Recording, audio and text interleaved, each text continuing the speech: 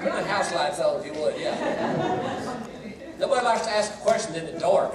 I got a question right back here. Is the script based on any kind of real life series?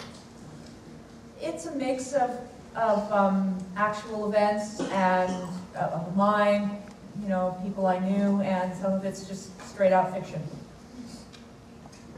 How long was the writing process for you? Ooh, I don't really remember, you know. Awesome. I would have to say it's probably the hardest thing I've ever written. I've written a lot of plays, I've written some screenplays, I've written some television stuff. This one was really hard. It's a very difficult sort of format to work in, so it's, you know, it's been a work in progress. How does it relate to your own children, Judy? Well, I only have one son and two stepchildren who were grown when my husband and I were married. So there's elements definitely of I think any parent goes through similar things, don't we? So, you know, yeah. So there's definitely elements of my son in there. So Donnie, how did you get involved in this project? This is obviously written and inspired, you know, by her. How did you get involved with this, and in Grand Prairie of all places? Well, I'd gotten an email from someone we both work with, and it said that Judy Norton has written a play, and I'd met Judy years ago, but we hadn't seen each other in many years, and this person said she'd really like to have you do this new play with her. So I said, oh, well, can I, let me read it. I'd love to take a look. So they sent it to me, and I was really moved by what she had written. And so then we had a little meeting over coffee just to talk about, it. And she told me that she had done a bunch of work down here at this theater and with Mike at other theaters. And so she told me a little bit about it, and I thought it sounded like a great thing to try and a journey to go along with her in this new play. So I'm glad I did.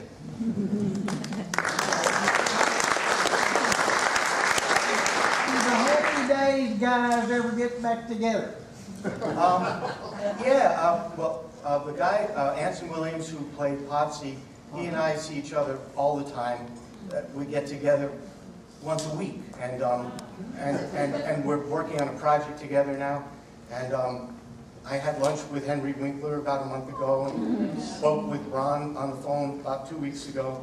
So we stay in touch. It's great. It's really nice. Anybody else? What back there? Not a question, just want to say that I thought that the emotion that you guys displayed on stage, just two people, simple set, was really very moving and impressive.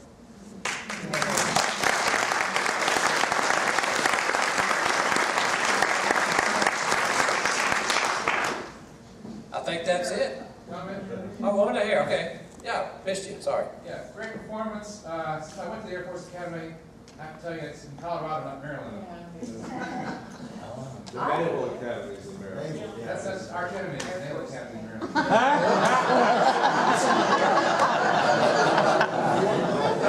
That'll be changed tomorrow.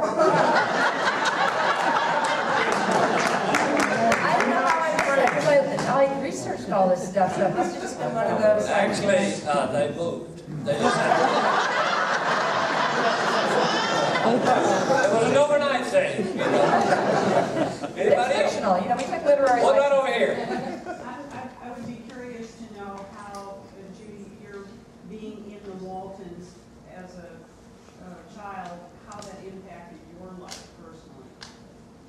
Wow. Well, I mean, it gave me a second family, because we really grew up together. I mean, it was a wonderful experience, and we were incredibly close, and we all kind of grew up together. So I spent probably more time with those brothers and sisters than my own at that time because of the kind of hours we were working. So I would say all of that had a real impact, the people. And then the fact that we were portraying actual historical events, taught me a lot about that part of history. So that was fascinating to me to learn that, and I probably remember it a lot better because it wasn't just in a textbook. So, yeah. One more, and then we better go. Was Ralph Waite like he was portrayed on television? There were a lot of sides to Ralph, and I mean, I adored watching him. You know, he was such a talented actor, and so moving as that. I mean, I think he was like, everybody wanted a father like John Walton, and that was clearly very much a part of him.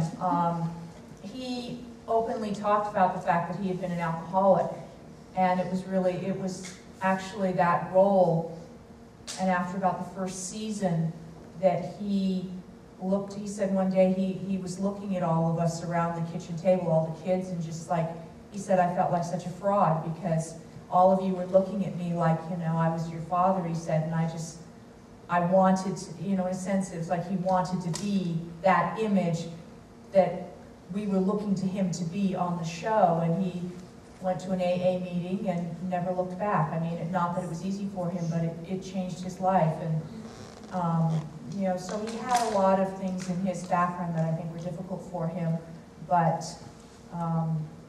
you can't bring all of that to a character without that innately being a part of you too. So it just wasn't the only part of it. it. Changed his life. Yes. Yes. Yeah. And he was very funny. I mean, he had a very wicked sense of humor. Back to Happy Days. Was that fun to be on Happy Days?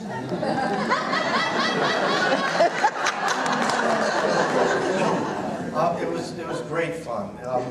The most fun, the thing that made it so fun were the people that I got to work with. It was an amazing cast and crew, and our director, Jerry Parrish, was the most. I never had fun with anybody as much as I had with Jerry, and I think everybody in the cast would say that.